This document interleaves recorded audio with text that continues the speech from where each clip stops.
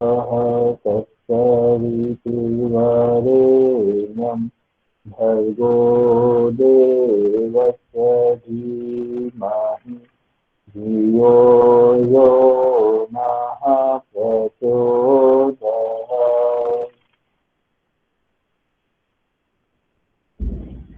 आज से अपना अंतिम यूनिट चालू हो रहा है। जिन लोगों ने पहले क्लासेस नहीं करी है, अटेंडेंस जिनकी कम है, तो अब ये अंतिम मौका है। इस यूनिट को आप व्यवस्थित रूप से करें। आज का टॉपिक है आध्यात्मिक स्वास्थ्य। आप लोगों में से कोई बताओ, आध्यात्मिक स्वास्थ्य क्या है?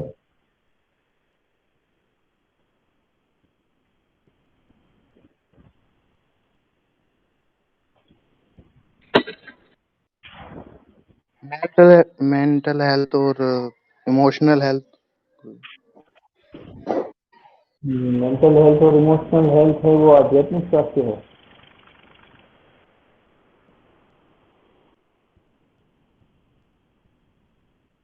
और कोई? जी गुरु जी, हाँ,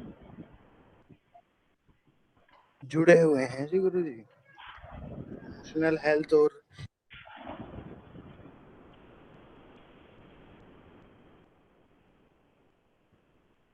चलो ये बताओ, अध्यात्म क्या है? क्या सर? अध्ययन और आत्मा, तो सर अपनी आत्मा का अध्ययन करना या फिर अपने बारे में जानने को अध्यात्म बोलते हैं, और स्वास्थ्य मतलब होता है हेल्थ। बढ़िया, बहुत बढ़िया, अनमोल ने अच्छा बताया। और कोई? अध्यात्म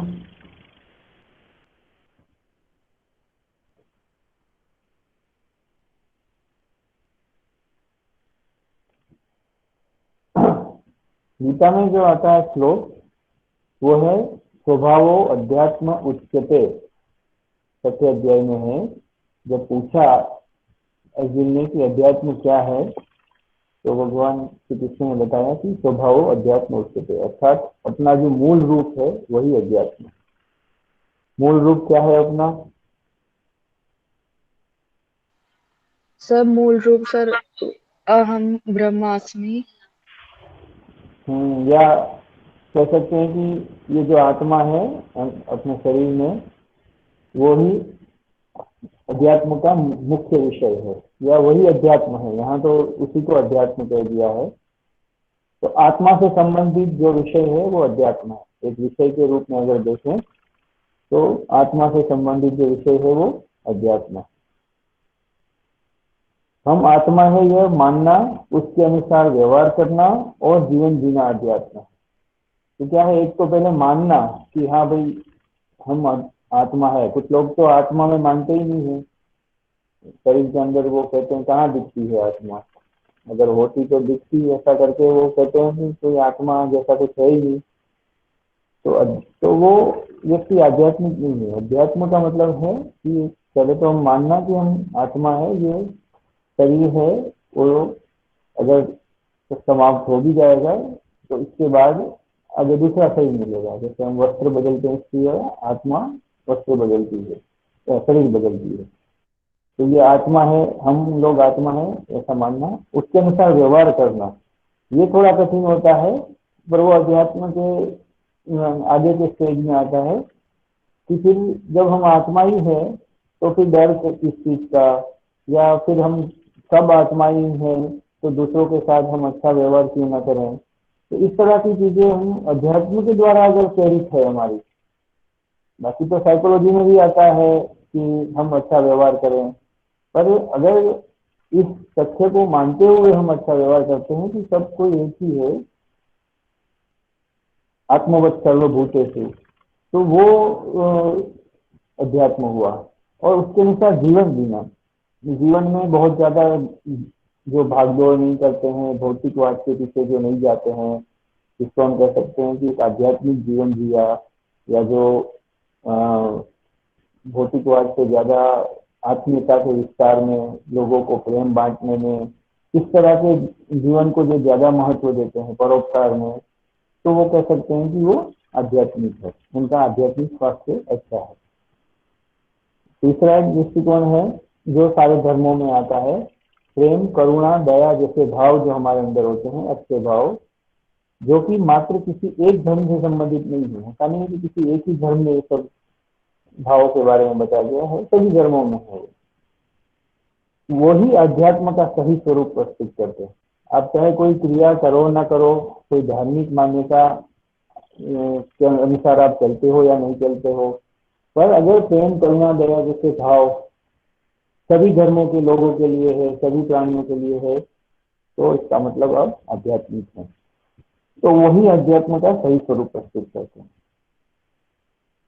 कल का जो टॉपिक होगा हमारा वो भी इसी तरह का है, आस्तिकता, आध्यात्मिकता और धार्मिकता, तीनों में क्या अंतर है, इसका क्या स्वरूप है।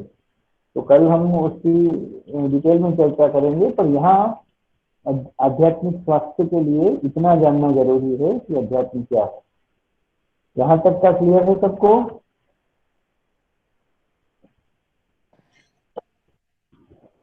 Yes sir. एक पुस्तक है जो योग के विद्यार्थियों के लिए तो अत्यंत महत्वपूर्ण है, पर सभी विद्यार्थियों के लिए बहुत महत्वपूर्ण है, आध्यात्मिक चिकित्सा एक समग्र उपचार पद्धति। मोबाइल स्क्रीन पर आपको उसका फ्रंट पेज भी दिख रहा होगा, तो वो जरूर आप लोग खरीद के रखें। इसमें 31 रुपये लिखे हैं, मेरे पास भी पड़ी है ये किताब, 31 रुपये लिखे हैं, और बहुत ही अच्छी किताब है। अलग अलग प्रकार की चिकित्सा किस तरह से हम करें, जो जिसका बेस अध्यात्म है। तो उसमें ये दिया हुआ है कि आध्यात्मिक स्वास्थ्य का अर्थ है हमारा तन और मन स्वस्थ हो, साथ ही साथ हमारी आत्मा भी स्व में स्थित हो। तन और मन स्वस्थ हो, वहां तक तो WHO ने अपने हेल्थ की डेफिनेशन में भी रखा है, शारीरिक और मानसिक रूप से। और हमारी आत्मा है वो स्व में स्थित हो, वो थोड़ा मुश्किल है। स्व में स्थित हो मतलब कि हमें बाहरी किसी पदार्थों की जरूरत नहीं है ना, खुश है अपने में ही, तो वो स्व में स्थित हुआ है ना। जो अपना आनंद है, जिसको सच्चित आनंद बोलते हैं, या इनर पीस, इनर हैप्पीनेस बोलते हैं, तो वो अगर है तो वो हम कह सकते हैं कि हम आध्यात्मिक रूप से स्वस्थ हैं, आंतरिक प्रसन्नता। दूसरा कहा गया है हमारी आत्मशक्तियां जीवन के सभी आयामों में से अभिव्यक्त हो। हमारी जो कुछ ये तो है शारीरिक शक्तियां, मानसिक शक्तियां, सामाजिक शक्तियां, लेकिन एक आत्मशक्तियां की शारीरिक, मानसिक, सामाजिक शक्ति अगर नहीं भी है, तब भी हम आत्मबल के आधार पर, आत्मशक्ति के आधार पर हम जो जीवन में कुछ अच्छा काम कर जाते हैं, तो समझो कि हम आध्यात्मिक रूप से स्वस्थ हैं। हम भगवान के अभिन्न अंग हैं, यह बात हमारे व्यवहार, विचार व भावनाओं से प्रमाणित हो। अध्यात्म का एक महत्वपूर्ण कॉन्सेप्ट ये भी है कि ये आत्मा है क्या, तो वो कहते हैं कि वो ईश्वर का अंश है या ईश्वर का प्रतिबिंब है। तो ये भाव अगर अंदर बना रहता है हमारे अंदर, और वो हमारे व्यवहार में, विचार में भी दिखता है, उसका उसके कारण हमारा व्यवहार, हमारे विचार शुद्ध हो जाते हैं, तो समझें कि हम आध्यात्मिक रूप से स्वस्थ हैं। तो ये आध्यात्मिक स्वास्थ्य का बहुत ही सरल अर्थ यहाँ पर इस किताब में दिया गया है। अब हम डिफरेंस देख लेते हैं। कुछ लोग कहते हैं कि भाई WHO की डेफिनेशन में भी स्पिरिचुअल हेल्थ को दिया हुआ है, लेकिन जहाँ तक कुछ लोगों ने जो रिसर्च की है उसके ऊपर, और वेबसाइट को जिन्होंने कई बार देखा हुआ है, उनका ये कहना है कि बीच में ऐसा समय आया था जिसमें वो स्पिरिचुअल शब्द आया था, लेकिन किसी कारण से वो हट गया है। तो आज भी अगर आप WHO की वेबसाइट देखेंगे तो इसमें लिखा है कि not just absence of any disease, मतलब आपके अंदर सिर्फ कोई रोग ना हो उतना ही काफी नहीं है आपके स्वस्थ होने के लिए, लेकिन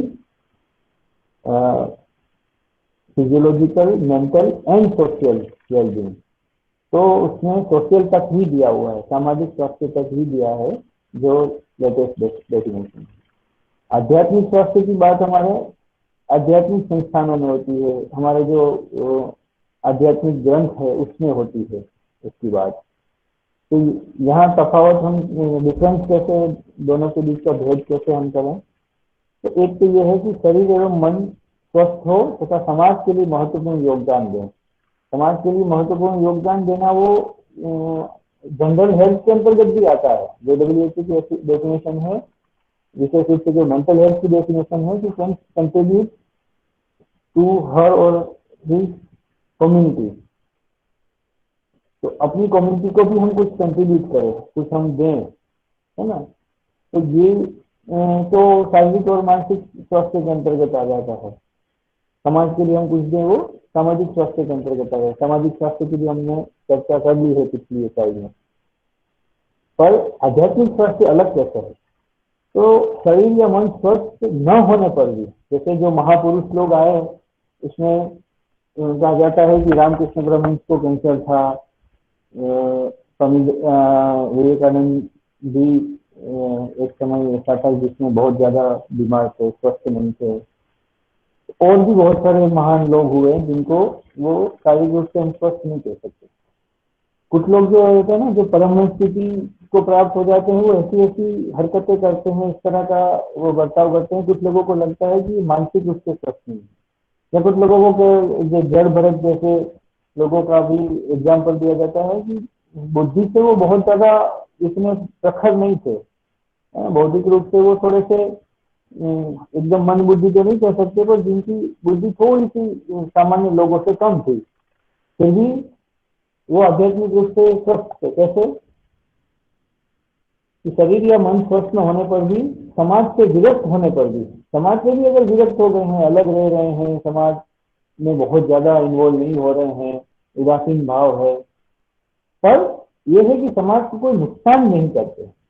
जहाँ भी अपनी कोई जिम्मेदारी अगर आ गई तो वो जरूर निभाएंगे। पर अगर वो अलग रहेंगे, अपनी साधना में व्यस्त रहेंगे, अपनी विकृतियों का निरोध करने में अगर वो व्यस्त हैं, तो वो समाज को कोई नुकसान नहीं पहुंचाएंगे और आत्मिक प्रगति के लिए तप साधना आदमी में लीन होंगे। पहले हम अपनी आत्मिक प्रगति कर ले, तब हम कुछ समाज को दे पाएंगे। तो अगर हम समाज में बहुत ज्यादा सक्रिय नहीं भी है, आत्मिक प्रगति के लिए, अपने विकृतियों के निरोध के लिए अगर हम प्रयास कर रहे हैं, तो हम कह सकते हैं कि हम आध्यात्मिक रूप से स्वस्थ है। तब साधना आदि में अगर हम लीन हैं तो हम आध्यात्मिक रूप से स्वस्थ। दूसरा एक भेद ये कहा जाता है कि शारीरिक, मानसिक और सामाजिक स्वास्थ्य होने पर भी व्यक्ति को मृत्यु का भय हो सकता है। मृत्यु का भय होना वो कोई मानसिक समस्या नहीं है, शारीरिक समस्या तो बिल्कुल नहीं है। समाज में भी आप बहुत अच्छा काम कर रहे हो, लेकिन फिर भी आपको मृत्यु का भय अगर लग रहा है, तो कहीं ना कहीं आप अपने आत्म स्वरूप को नहीं पहचान पा रहे हो। तो ये हो सकता है, संभव है, फिर भी आप शारीरिक, मानसिक, सामाजिक रूप से स्वस्थ माने जाओगे। तो आध्यात्मिक रूप से स्वस्थ तब माने जाओगे जब आपको मृत्यु का भय नहीं है। ये आत्मा से असली स्वरूप को समझ लिया है, इसलिए शरीर अगर छूट भी जाएगा तो दूसरा शरीर मिल जाएगा, या जो उच्च अवस्था में पहुंचते हैं तो मोक्ष मिल जाएगा। इस तरह की जो जिनके अंदर मान्यता एकदम दृढ़ हो गई है, वो आध्यात्मिक रूप से स्वस्थ है। तीसरा कहते हैं कि सभी जीवों में एक आत्मा को पहचानने की क्षमता शारीरिक, मानसिक और सामाजिक रूप से जो स्वस्थ होते हैं उनके अंदर नहीं होती है। क्योंकि क्या है कि ये एक उच्च आध्यात्मिक कॉन्सेप्ट है और इसको समझना वो साधारण लोगों के बस की बात नहीं है। तो क्या है कि सब जीवों को अलग अलग देखेंगे, वो भले ही शारीरिक, मानसिक, सामाजिक रूप से बहुत स्वस्थ है, किसी को नुकसान नहीं पहुंचा रहे हैं समाज में, पर फिर भी वो अपने को और दूसरे को एक नहीं मान पाएंगे। वो उतना ज्यादा उनके अंदर अनुभूति नहीं होगी, क्योंकि उतना आत्मज्ञान नहीं है, उतना आध्यात्मिक ज्ञान नहीं है उनके पास। लेकिन जो आध्यात्मिक रूप से स्वस्थ है, वो आत्मगत सर्वभूतेषु वाली जो बात है, इसकी उनको अनुभूति हो चुकी होती है। सभी जीवों में एक आत्मा को पहचानने की क्षमता का विकास होने लगता है उनके अंदर। तो चाहे वो विकास प्रक्रिया चल रही हो या विकसित हो चुका हो, दोनों में उसको आध्यात्मिक रूप से स्वस्थ करेंगे। विकसित हो चुका हो तो बहुत उच्च अवस्था है, पर अगर वहां तक नहीं भी पहुंचते हैं तो धीरे धीरे वो उनको समझने लगता है, उनके द्वेष खत्म हो जाते हैं, बहुत ज्यादा राग भी खत्म हो जाते हैं। तो समझो कि वो ये जो आत्मवत सर्वभूतेषु वाली बात है उसको वो समझ पा रहे हैं, उसकी अनुभूति कर पा रहे हैं, तो वो धीरे धीरे धीरे उस दिशा में आगे बढ़ रहे हैं। तो वो आध्यात्मिक रूप से स्वस्थ। आध्यात्मिक स्वास्थ्य में कोई क्वेश्चन?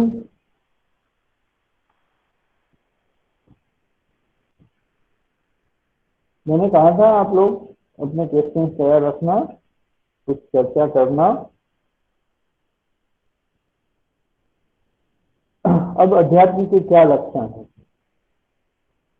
जैसे धर्म के जो 10 लक्षण बताए गए हैं वही अध्यात्म के लक्षण है, और यहाँ इस किताब में अध्यात्म के लक्षण इस तरह से बताए हैं। सबसे पहला सत्य।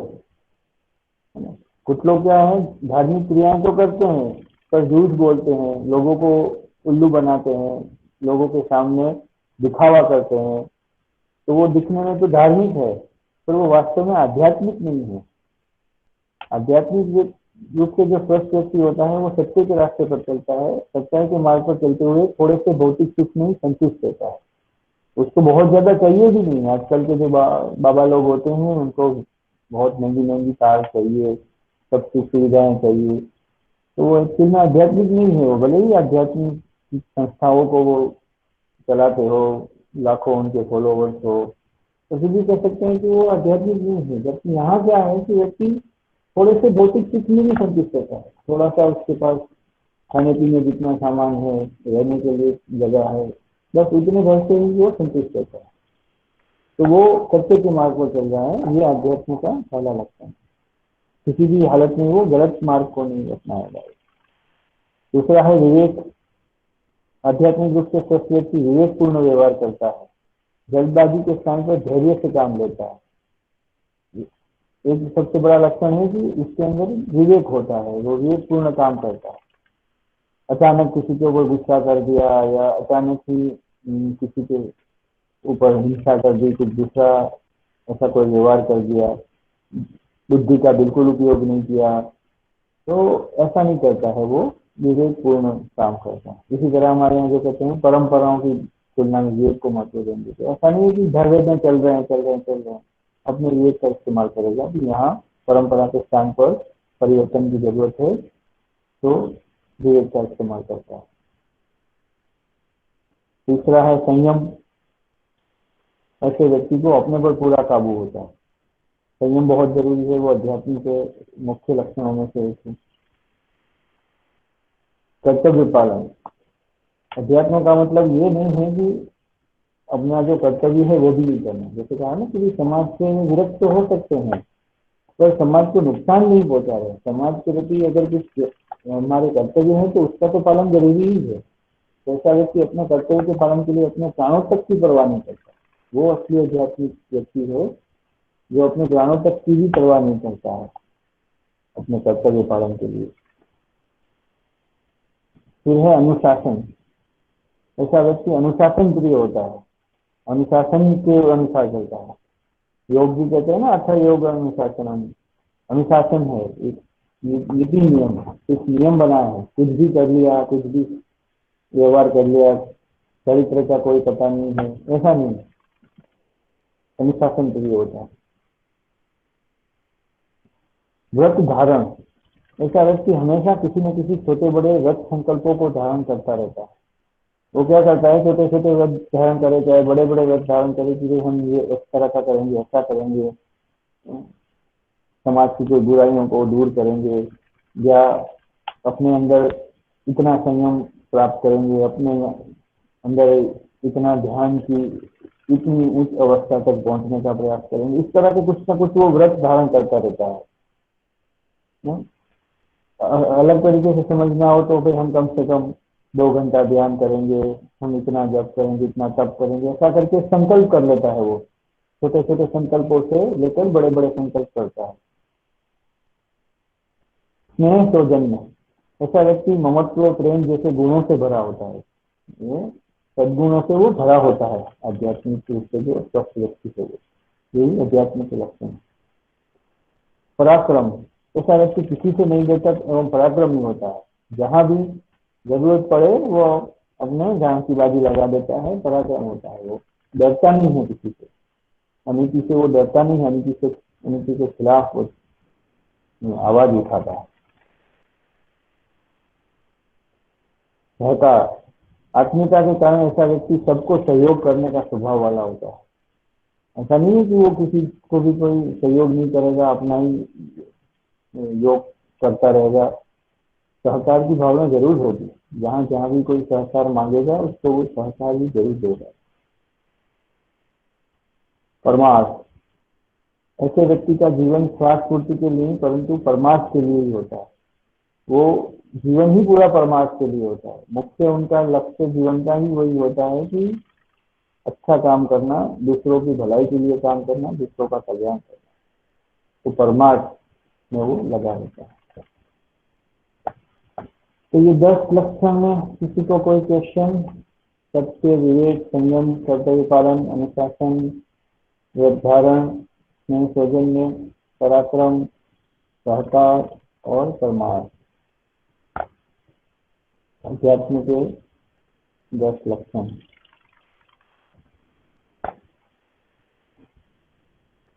आध्यात्मिक शास्त्र में इसके अलावा लक्षणों को ही थोड़ा और डिटेल में लिख सकते हो या उदाहरण प्रस्तुत कर सकते हो कि इस तरह के जो व्यक्ति हैं उनको आध्यात्मिक रूप से स्वस्थ कर सकते हैं। आध्यात्मिक स्वास्थ्य के लिए इस तरह से आप उसके स्वरूप को भी और थोड़ा अपने शब्दों में लिख सकते हो। तो सीधी ये छोटा सा एक टॉपिक है आध्यात्मिक स्वास्थ्य। कोई क्वेश्चन?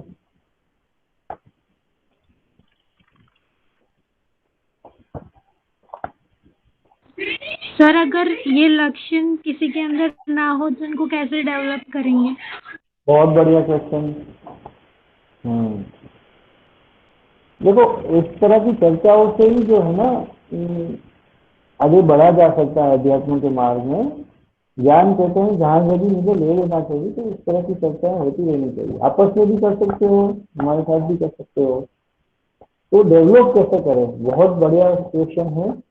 तो एक तो जैसे योग का मार्ग है, क्योंकि जब तक क्या है, ऐसा कहते हैं कि आत्मा है वो तो चेतन है ना, वो तो ईश्वर का ही स्वरूप है, तो वो सिद्ध है। लेकिन एक जो मन रूपी एक यंत्र दिया गया है, उसको यंत्र इसलिए बोल रहे हैं कि उसको जड़ माना गया है ना। हम ये नहीं कह सकते कि हमारा कोई कसूर नहीं है, हमारा मन ऐसा कर रहा है इसलिए हमने ऐसा कर दिया, वैसा कर दिया। मन को आप रिस्पॉन्सिबल नहीं मानोगे, तो फिर भी वो यंत्र इतना शक्तिशाली है कि आप जिस तरह का खाना पीना करोगे, जिस तरह का आपका व्यवहार होगा, उसके अनुसार वो मशीन है वो रिएक्ट करेगा। तो आपका मन भी इस तरह से डाइवर्ट होगा। इसलिए ये जो जड़ पदार्थ है मन, उसको कंट्रोल में करना सबसे महत्वपूर्ण है। इस वही चित्तवृत्तियों का निरोध है, वही अध्यात्म वैराग्य का जो गीता में बताया गया वो पाठ है। तो डेवलप करने के लिए अभ्यास और वैराग्य, जो अच्छी चीजें हैं उसका अभ्यास करें। जिस चीजों से आपको आध्यात्मिक स्वास्थ्य आपका गड़बड़ाता है, ऐसी चीजों से दूर रहे। जैसे कल भी हमारी चर्चा हुई थी कि इंद्रियों को विषयों का संयोग मिलता है तो वो मन को खराब करेंगे ही। आजकल जो सब इंटरनेट पर गंदी साइट है, सोशल मीडिया में सब उल्टा सीधा सब चीज दिखाया जाता है, तो वो सब चीजें अगर हम करते रहेंगे तो वो उसका असर होना ही होना है। अगर हमें इस तरह के लक्षण डेवलप करने हैं तो हमें इन लक्षणों से संबंधित चीजों को पढ़ना चाहिए। अपना स्व मूल्यांकन, एक बहुत अच्छा डेफिनेशन ये दिया कि स्व का मूल्यांकन है अध्यात्म मतलब, तो वो भी अध्यात्म का महत्वपूर्ण पार्ट है। तो हम मूल्यांकन करें, हम खुद ही जानते हैं, दूसरे लोग नहीं जानते हैं। बाहर तो हम अच्छा व्यवहार करते हैं तो पता नहीं चलता लोगों को, और जब हम अकेले होते हैं तो हम क्या करते हैं, क्या देखते हैं, किस तरह के विचार करते हैं, किस तरह का आचरण करने का मन होता है, वो सारी चीजें हम ही जानते हैं। तो इसलिए ये कहा जाता है कि आध्यात्मिक स्वास्थ्य को बढ़ाने के लिए आध्यात्मिक क्रियाओं में जितना हो सके संलग्न रहिए। जप कर सकते हो तो जप करिए, ध्यान कर सकते हो तो ध्यान करिए, प्राणायाम करिए। इन सब चीजों से आपका मन है वो धीरे धीरे धीरे आपके कंट्रोल में आता जाएगा और उससे ये सब जो सिद्धियां बताई गई है इस तरह की आध्यात्मिक अनुभूति भी होती रहेगी और धीरे धीरे धीरे आपका आध्यात्मिक शास्त्र कब बढ़ जाएगा आपको पता भी नहीं चलेगा। तो यही तरीका है इन लक्षणों को डेवलप करने का। क्लियर?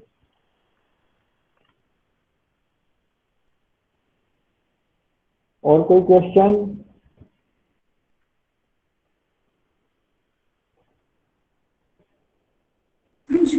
सर ये लक्षण जो है ये किसी के भी अंदर बचपन से हो सकते हैं या फिर ये बड़े होते होते डेवलप होते हैं? ये भी बहुत अच्छा क्वेश्चन है।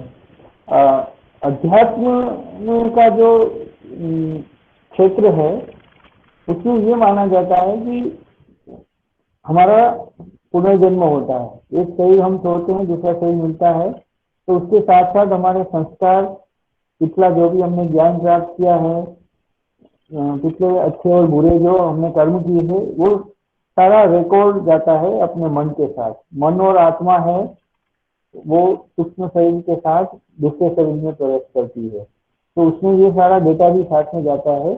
तो कहीं ना कहीं ये देखा गया है कि जो महान लोग थे बचपन से ही उनके लक्षण दिख रहे थे, बचपन से वो ध्यान वगैरह में इतना रुचि लेते हैं। पर इसका मतलब ये बिल्कुल नहीं है कि बड़े होकर उसको डेवलप किया ही नहीं जा सकता। एक तो आपने जो प्रगति कर ली है अभी तक वो भी एक्टिव होनी जरूरी है। जब तक वो निष्क्रिय पड़ी रहेगी, जब तक आपको खुद को एहसास नहीं होगा कि भाई मुझे लग रहा है कि ये सब चीजें तो हम पहले भी कर चुके हैं, या हमने हो सकता है कि पिछले जन्म में ये सारी चीजें हम कर चुके हैं, हमें इससे और आगे बढ़ना है। अगर इस तरह की कुछ अनुभूति नहीं होती है तब तक वो की हुई प्रगति भी कुछ काम की नहीं रहती है। तो बचपन से ही ऐसे लक्षण अगर दिखने लगे तो मानो कि वो पिछले जन्म के संस्कार है, और अगर लक्षण नहीं दिख रहे हैं लेकिन बड़े होकर धीरे धीरे डेवलप करने का प्रयास किया जाता है, वातावरण ऐसा मिलता है, खान पान ऐसा होता है, और व्यक्ति खुद भी जब समझदार होते हैं, विशेष रूप से ऐसा कहते हैं कि किशोरावस्था से मुख्य रूप से समझदारी आती है। बचपन से ही थोड़ी थोड़ी समझदारी तो आने लगती है, तो किशोरावस्था से एडोलसेंट एज से एकदम समझदारी आ जाने लगती है, और युवा होते होते व्यक्ति पूरी तरह रिस्पॉन्सिबल होता है अपनी आध्यात्मिक प्रगति के लिए और भी सब तरह की प्रगति के लिए। तो वहां पर आप डेवलप भी कर सकते हो। दोनों तरीके के ऑप्शन हैं कि आप इस जन्म में मेहनत करो तो इस जन्म में नहीं होगा तो कम से कम वो अगले जन्म में काम आएगा। आपको स्टेप बाय स्टेप ही चलना होता है, एक ही जीवन में नहीं हो सकता कि आप एकदम खराब से सीधे महान बन गए। ऐसे जो घटनाएं घटी है उसमें कहा जाता है कि उनके कुछ न कुछ पिछले जन्मों के संस्कार होंगे जिसके कारण अचानक उनके अंदर परिवर्तन आ गया। जैसे वालिया डाकू है, वाल्मीकि बन गया, अंगुलीमाल है वो संत बन गया। तो ऐसे भी हुए हैं, ऐसी घटनाएं भी हुई है। कोई ऐसे गुरु हो, इस तरह के महान व्यक्ति हो, उनके संपर्क में आने से हमारा जीवन अचानक भी बदल सकता है। तो कुछ न कुछ अंदर जो पड़ा होता है वो भी इसमें रिस्पॉन्सिबल होता है। इसलिए कह सकते हैं कि आप ये करते जाओ, जपास कीजिए जवाब कीजिए संशय। इस तरह का आप आध्यात्मिक प्रयास करते जाओ, संशय मत करो कि क्या होगा। आज आपका मन इतना काबू में नहीं आ रहा है, हो सकता है कल अचानक मन काबू में आ जाएगा। और मन काबू करना तो बड़े बड़े विद्वानों के लिए, बड़े बड़े लोगों के लिए भी बहुत मुश्किल हो जाता है।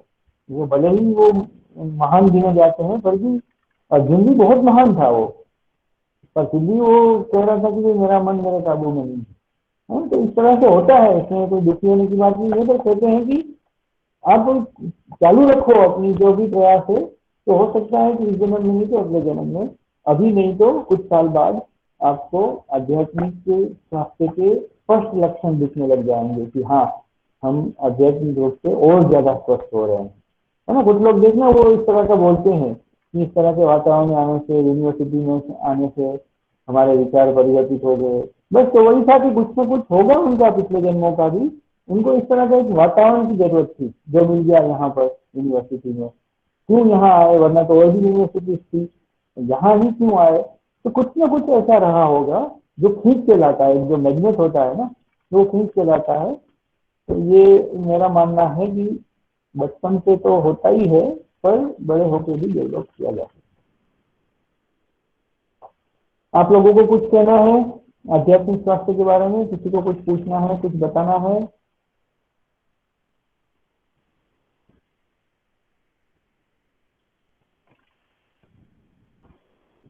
अटेंडेंस लेते हैं।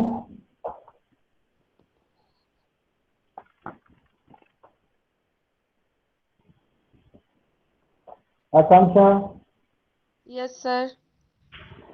अंचल, yes sir. Anmol, present sir. Annu, Anuradha, yes sir. विभूति,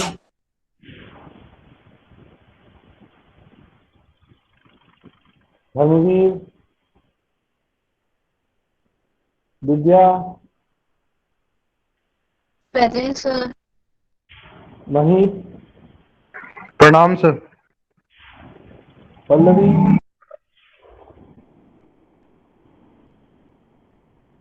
Rajnandini,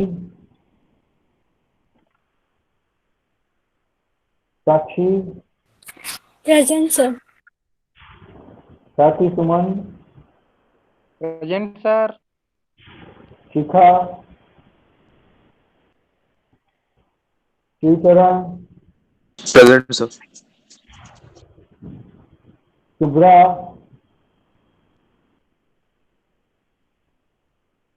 Sonam, present sir. Shweta. Present sir. Absent लोगों के नाम बोल रहा हूं मैं। अन्नू, विभूति, धर्मवीर, पल्लवी, राजनंदनी, शिखा, शुभ्रा। शांतिपाठ। ओम शांति ही शांति ही शांति, सर्वारिष्ट शांति भवतु। अब कोई जिज्ञासा हो, कुछ पूछना चाह रहे हो तो रुक सकते हैं, वरना जा सकते हैं।